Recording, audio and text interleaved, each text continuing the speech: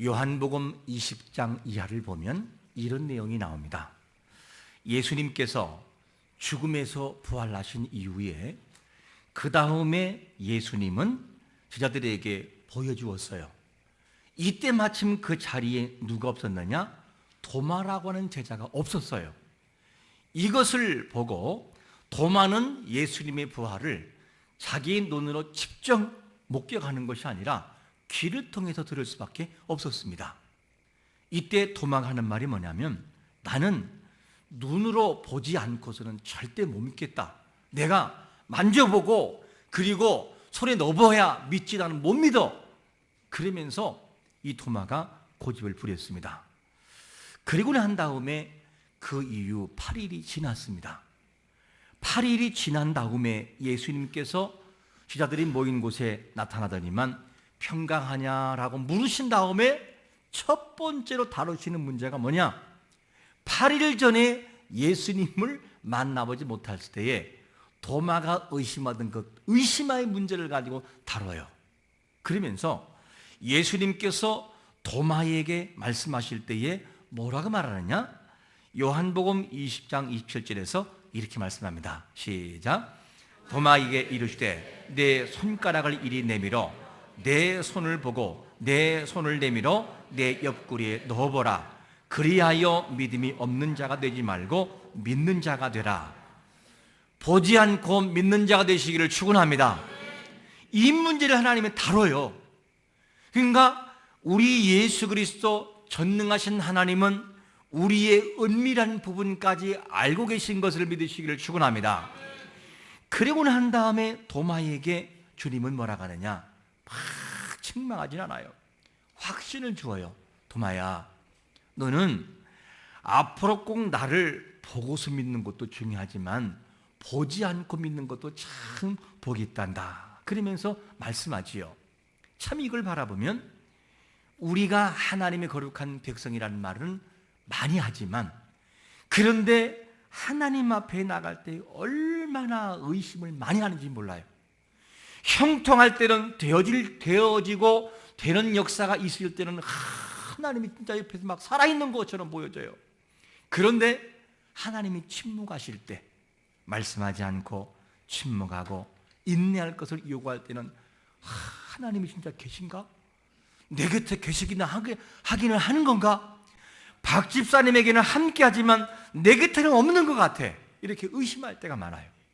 이게 뭐냐? 우리의 모습이라는 거죠. 이렇게 연약한 제자들에게 주님은 뭐냐? 세상을 향해서 파송하려고 준비 중에 있어요. 아니, 어떻게 이런 사람들을 주님께서 파송할 수 있을까? 주님은 파송하려고 믿어주고 있다는 거예요.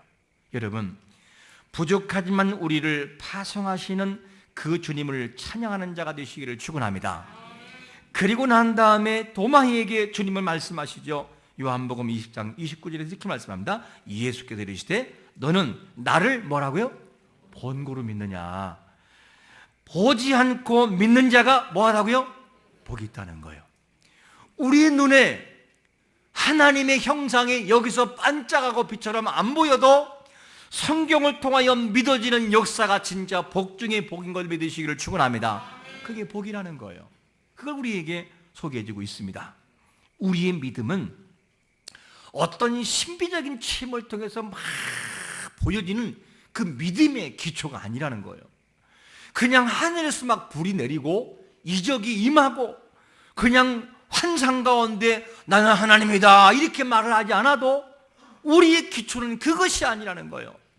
약 1600여 년 전에 성령의 감동하심을 통해서 약 40여 명의 하나님의 감동하심을 통해 쓰여진 성경을 통하여 그 기초 위에 계시된 예수 그리스도 그분을 믿는 것이 우리의 신앙인 걸 믿으시기를 축원합니다. 이 신앙에 되어질 때 우리는 안 흔들려요. 자꾸만 신비적인 체험을 주체로 하여 우리 신앙을 세우려고 하면 언젠가는 무너져요. 왜냐? 하나님 그걸 중단할 때가 있거든요. 그러므로 항상 우리의 기초는 그냥 몇만 볼트 막 전기가 오고 이렇게 해서 하나님이 하나님 되는 것이 아니라니까요. 하나님은 여전히 하나님 되며요. 우리가 하나님을 믿든 안 믿든 그분은 영원 전부터 그대로 존재하고 계신 거예요. 우리에게 하나님이 말씀하시든 말씀하지 않든 하나님의 신성에는 조금도 변함이 없어요. 그게 하나님이셔요. 그러면 여러분, 우리의 신앙의 기초가 어떤 신비적인 체면만 몰두하지 말고 성경에서 말씀하고 계시하신 말씀 그대로 믿는 자가 되시기를 축원합니다. 그러면 그 사람은 세상이 감당할 수 없어요. 세상이 흔들 수 없어요. 그게 믿음이라는 거죠. 오늘 말씀도 28장 전체 내용을 함께 믹스해서 이 말씀을 읽어보면 예수님께서 죄인들을 위해서 돌아가 죽으셨습니다. 그런데 성경대로 십자가상에 돌아가 죽으셨고, 그리고 예수님께서는 성경대로 부활을 하셨습니다. 근데 이 예수님께서 어디에 있느냐? 예수님의 사람들과 제자들과 함께 사역을 하고 있어요. 사역을 한참 하고 있는데 이 사람들에겐 기대가 있었어요. 무슨 기대냐? 와, 예수님을 바라보니까 보통뿐이 아니에요. 이적을 행하고 귀신을 쫓고 능력이 있어요. 그러니까 예수님에 대한 기대가 굉장히 컸습니다. 그리고 이분이 바로 메시아고 이스라엘을 구원할 자라는 기대 심리가 굉장히 컸었어요. 그런데 어느 날 갑자기 때가 되므로 예수님이 힘없이 뭐를 져요? 십자가를 지는 거예요. 아니, 이게 아닌데 십자가를 져서는 안 될 거예요. 왜냐? 이스라엘의 회복은 십자가가 아니거든요. 그들이 생각할 때. 그래서 끝까지 예수님은 십자가를 지시는 거예요. 그 모습을 바라보고 사람들은 예수님을 향해서 이런 비난의 글을 날려요. 이렇게 소리칩니다. 마태복음 27장 40절 읽습니다. 시작. 이르되 성전을 헐고 사흘에 짓는 자여, 내가 만일 하나님의 아들이거든 자기를 구원하고 십자가에서 내려오라. 아니, 내려와 보라는 거, 당신이 정말 하나님의 아들이면 내려와라. 그럼 우리가 믿겠다는 거예요. 여러분, 이 질문 앞에 예수님은 대답이 없어요. 십자가상에서 내려올 수 없어서가 아니라 내려와서는 안 되는 거죠. 왜냐? 하나님 아버지의 구속의 계획은 힘들다고 십자가를 팽개치고 내려오는 구속이 아니거든요. 아무리 힘들고 어려워도 처음부터 마지막까지 그 십자가를 지시고 완성하는 것이 뭐냐면 바로 예수 그리스도의 구원의, 이 하나님의 구원의 계획에 포함됐기 때문입니다. 여러분, 오늘도 이 구속의 역사가 우리에게 적용되므로, 십자가의 구속이 있으므로 우리는 구원의 대상에 들어가는 것을 믿으시기를 축원합니다. 그게 바로 구원의 사람들의 모습이라는 거죠. 이렇게 해서 그분은 십자가를 끝까지 지셨어요.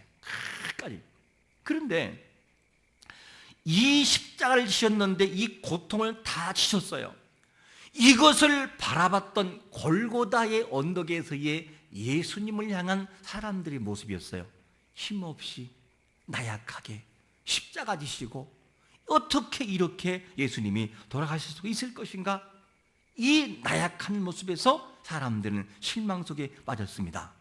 그리고 돌아가신 다음에 며칠 지났을까요? 사흘이 지났습니다. 이 사흘은 그냥 사흘이 아니었어요. 왜냐?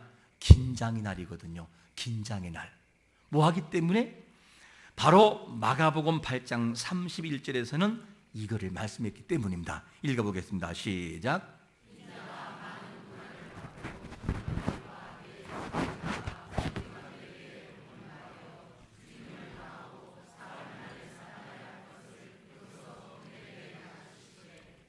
예수님께서 이미 십자가를 지시기 전에 뭐라 하겠느냐? 나는 죽은 다음에 며칠 만에, 사흘 만에 부활할 것이다. 이거를 말씀했어요.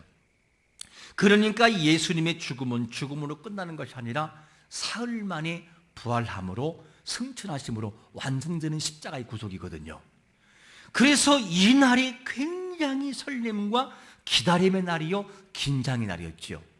그런데 예수 그리스도를 믿는 사람들만의 긴장의 날이 아니라 또 한 부류의 긴장하는 무리가 있었습니다. 그 무리가 누구냐?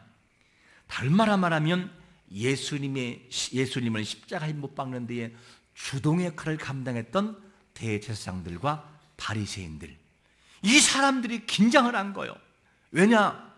긴장할 수밖에 없는 이유는 뭐냐면 예수님이 돌아가신 다음에 사흘째 되기 전에 이들이 찾아가요. 누구를? 빌라도를 찾아가려고 하는 말이 뭐냐면, 빌라도요, 저 사기꾼 같은 예수가 돌아가기 죽기 전에 우리에게 한 말이 있습니다.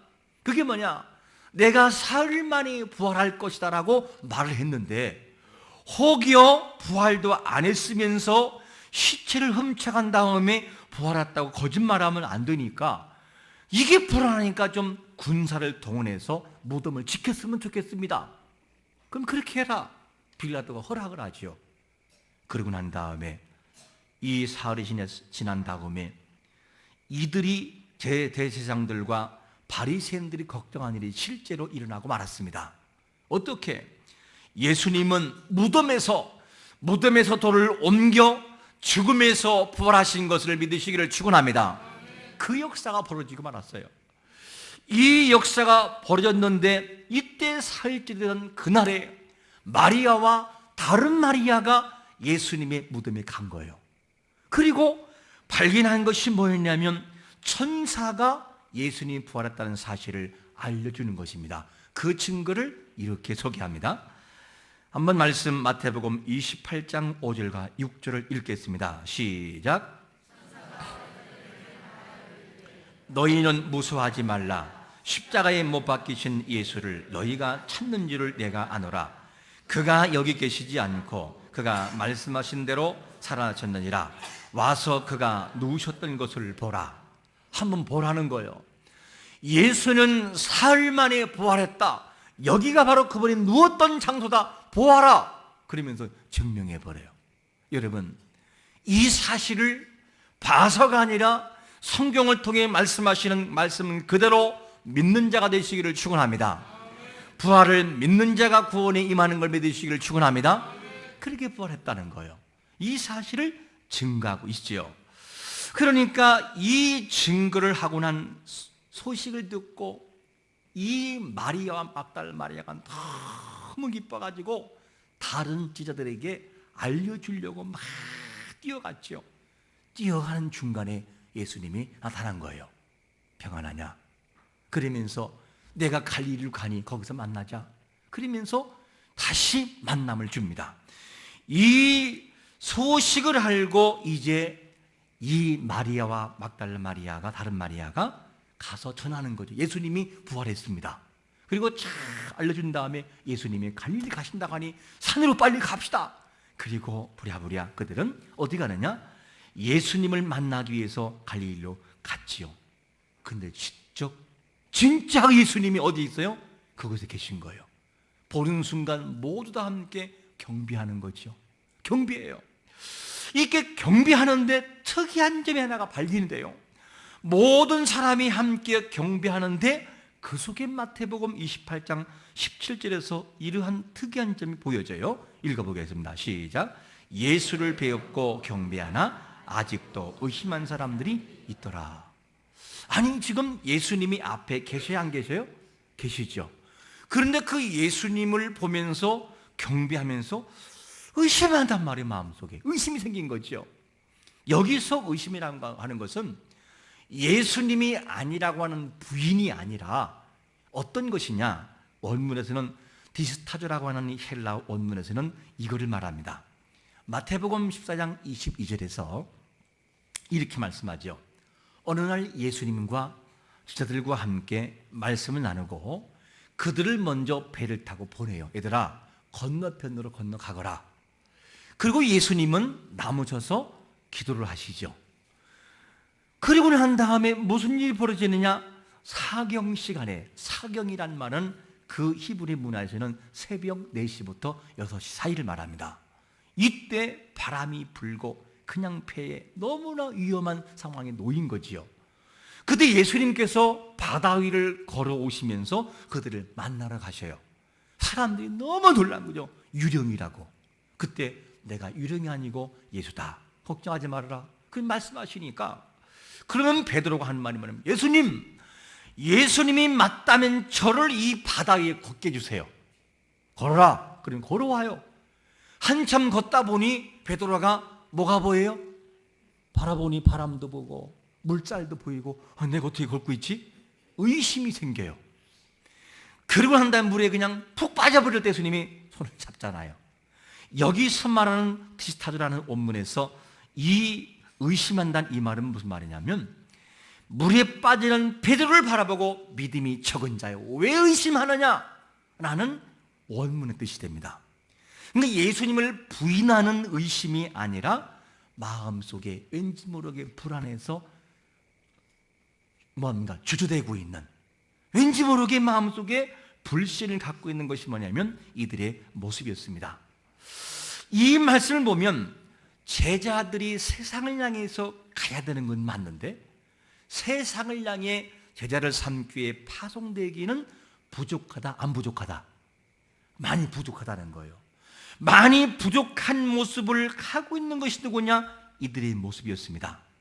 그러니까 예수님을 증거하기 위해 세상을 향해 파송자로 세워야 되긴 되는데 아직도 이들은 믿음이 약한 모습 그대로 가지고 있습니다. 주제되고 있으니까 이렇게 약한 모습을 보시고 야 너희들은 안 되겠다, 야 도저히 제자로서는 사명 감당할 수 없으니 너희들 돌아가, 이렇게 하지 않고 그 약해 있는 자들을 향해서 주님이 더 강력한 힘을 불어넣어줘요. 뭐라고 말씀하느냐? 이 말씀을 하십니다. 자, 말씀 한번 우리 마태복음 28장 18절을 읽겠습니다. 시작. 예수께서 나와 말씀하여 이르시되 하늘과 땅의 모든 권세를 내게 주셨으니 확신을 갖지 못하고 주저하고 있는 이들을 향해 골고다의 언덕에서 힘없이 죽어간 예수 그리스도로 그분만을 생각하던 그들에게 나는 죽음에서 부활하고 하나님 아버지로부터 하늘의 권세와 땅의 권세를 부여받은 하나님 아들이시란다, 이 사실을 증거하고 있어요. 얘들아, 너희들이 이제부터는 그렇게 나약한 죄로 있어서는 안 된다. 내가 누군지 아느냐? 하늘의 권세와 땅 권세를 소유한 하나님은 자신이란다. 그러면서 그분을 소개하고 있어요. 어떻게? 약해 있는 그들에게. 여러분, 오늘도 우리가 약하고 힘들어할 때 주님은 찾아오셔서 내가 너와 함께하는 사실을 말씀과 성령을 통해서 우리에게 확신 주시는 분인 것을 믿으시기를 축원합니다. 이거를 힘을 주고 있어요. 그리고 힘을 주고 이 예수 그리스도를 의지하여 세상을 향해 나갈 것을 그들에게 용기를 주고 있습니다. 약한 자들을 일으켜 세우고 있다, 그 말입니다. 이것을 바라보면 정말로 하늘의 권세와 땅의 권세를 소유하신 예수님께서는 이제는 그들이 과거에 알았던 골고다의 언당에서 처참하게 죽어져 갔던 십자가상에 갇혀있는 예수가 아니라 하늘의 권세, 죽음에서 부활하시고 죽음에서 승리하시고 얻은 권세를 깨고 승리하신 하늘의 권세를 소유한 그분이라는 사실을 우리 또한 믿으시기를 축원합니다. 그게 예수님이라는 거예요. 이거를 약해 있는 그들에게 소개해주고 있습니다. 그러므로 이 예수님을 소개하고 있는데 예수님의 이 권세는 누구로부터 받은 권세냐? 죽음에서 살리신 하나님 아버지로부터 부여받은 권세라는 거예요. 모든 권세를 다 이름했어요. 누구에게? 예수 그리스도 아들에게. 그분은 심판의 주여 모든 생명을 잡고 계신 그 심판 권세가 그분의 손에 있다는 거예요. 그분이 옆에 있는데 약하다는 그것을 가지고 핑계할 수 없다는 거죠. 여러분, 우리 약해도 힘이 있으신 예수 그리스도를 바라보고 나가면 용기가 절로 생기는 것을 믿으시기를 축원합니다. 이것을 그들에게 소개해주고 있습니다. 주의 사역을 위해서 우리가 일을 감당하고 하나님의 거룩한 백성으로서 일을 감당할 때 어떻게 감당해야 됩니까? 우리의 힘을 가지고만 감당하면 힘들어서 못해요. 무엇을 통해? 하늘의 권세와 땅의 권세를 소유한 이 하나님의 능력, 예수 그리스도의 능력을 부여받아 세상과 가정과 일터돌아가 그 일을 감당하는 자가 되시기를 축원합니다. 예수님은 이들을 세상을 향해 파송할 준비를 하고 있어요. 그러면 이들이 세상을 향해서 가는데 무엇을 하라고 파송받느냐? 사명이 있는데 이 사명을 마태복음 28장 19절은 이렇게 말씀합니다. 시작. 그러므로 너희는 가서 모든 민족을 제자로 삼아 아버지와 아들과 성령의 이름으로 세례를 베풀고, 부족한 제자들에게 사명을 주는데 그 사명이 누구냐? 모든 누구에게? 민족에게 가라는 거예요. 그러면 모든 민족에 가서 뭐 하라는 거예요? 제자를 삼으라는 거죠. 그러면 제자를 삼다는 이 내용은 어떤 뜻이냐? 원문과 NIV 성경을 보게 되면 이런 단어를 쓰고 있어요. make라는 단어예요. make, 영문에서. 이 단어가 무슨 단어냐? 재료를 섞어가지고 모아서 만들고 제조하다, 그런 말이에요. 그러니까 주님께서 부족한 제자들에게 주시는 사명이 뭐냐면, 너는 세상에 가라. 그 세상에는 아직도 만들어지지 않고 모난 인격과 모르는 수많은 사람들이 있을 것이다. 그들을 조각하고 만들고 제조해서 나의 제자로 만들어라. 이게 뭐냐? 제자 삼다는 내용의 메이크란 단어예요. 여러분, 주님의 제자들이 해야 할 사명이 뭐냐면, 편한 일을 하는 것이 아니라 준비되지 않고 꺾여버리고 버림당한 사람을 세워서 제자로 삼는 것이 그들의 사명인 것을 믿으시기를 축원합니다. 그게 우리의 사명이라는 거예요. 그러니까 우리의 존재 이유는 바로 이런 사명을 위해서 존재한다는 거죠. 그 사명을 위해 우리는 가야 되는 거예요. 그러므로 우리 가정 속에, 우리의 이웃 속에, 구역 속에, 우리의 주위에 모난 사람이 있으면 우리의 사명이 있다는 증거로 삼으시기를 축원합니다. 가족이 분명히 돌아와야 되는데 그 사람이 안 돌아와요. 너무 모나고 너무너무나 안 된 것이 많아요. 그럴 때는 메이크, 너는 가서 그를 만들어라, 그를 제조해라, 그를 모아서 내 제자로 삼아라 라는 이걸 잊지 말아야 되는 거죠. 이 사명이 이들에게 있다는 거예요. 그러면 여러분, 왜 주님께서 믿음이 약하고 머뭇대는 이들에게 찾아왔을까? 찾아와가지고 나는 하늘의 권세와 땅의 권세를 소유했고 내가 세상 끝날까지 너희들을 떠나지 않을 거라고 말씀하실까? 이렇게 말씀하는 이유는 뭐냐면, 이렇게 예를 들면 쉬울 거예요.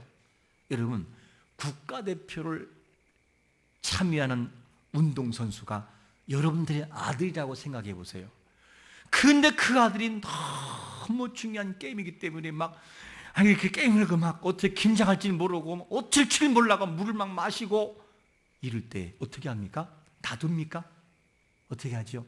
가가지고 아들아, 엄마가 있잖아, 아빠가 있잖아, 걱정하지 마, 너 할 수 있어, 화이팅, 너 할 수 있다니까, 걱정하지 마, 엄마가 기도할게, 아빠 기도할게, 위로한다면, 그러면 이렇게 지쳐있고 약해 빠진 제자들을 향해서 찾아가셔서 내가 하늘의 권세를 소유하고 땅의 권세를 소유하고 내가 세상 끝날까지 함께할게, 이건 무슨 메시지입니까? 메시지가 있다는 거죠. 그 메시지는 뭐냐면, 네가 나를 향해 머뭇대고 있는 거, 연약한 거 알고 있다, 너 부족을 내가 알고 있어. 그런데 나는 너를 그럼에도 불구하고 제자를 삼기 위해서 세상에 파송할 거란다. 내가 부족할 때 너의 힘으로 하지 말고 하늘의 권세와 땅의 권세를 소유한 나를 믿고 나가라.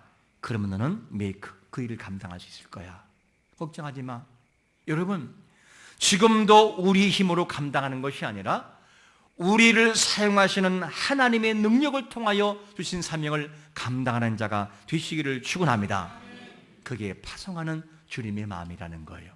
그게 주님의 마음이 우리에게 전달되고 있는 것입니다. 여러분, 부족하기 때문에 하늘의 권세와 땅의 권세를 소유한 예수 그리스도를 의지하며 나아가시기를 축원합니다. 부족한 제자들을 보시고 너는 자격이 없으니 아웃, 이게 아니었어요. 부족하기 때문에 너는 나를 의지해야 돼. 그리고 사명감을 고취시키고 있습니다. 이것이 주님의 모습이라는 거지요. 여러분, 여러분들에게는 무슨 사명이 있으십니까? 주님이 여러분들에게 무슨 사명을 맡겼습니까? 도저히 부족해서 못할 것 같으십니까? 그렇다고 한다면 여러분들은 주님의 마음을 알아야 됩니다. 나는 아버지로부터 하늘과 땅의 권세를 소유한 너희의 친구요 너희 주가 된단다. 너는 너희 힘으로 하려고 하지 말고 하늘의 권세를 소유한 나의 힘으로 네가 의지하여 그 길을 하거라. 주님이 말씀하시고 우리가 들어듣죠. 걱정하지 마. 세상 끝날까지 내가 너와 함께 할 거야. 이 음성을 듣는 자가 되시기를 축원합니다. 내가 너와 함께 할게. 내가 너와 함께 하고 있어. 이 사실을 믿는 게 중요하죠. 우리에게 부여하신 사명, 우리의 힘으로 감당할 수 없기에 우리는 더욱더 하늘의 권세와 땅의 권세를 소유한 그분을 의지할 수밖에 없는 것입니다. 이 사실을 가지고 우리에게 부여하신 사명을 감당하되 세상 끝날까지 우리와 함께 하시고 곁에 계신 그분의 능력을 통해 사명을 완수하시기를 예수 그리스도의 이름으로 축원합니다.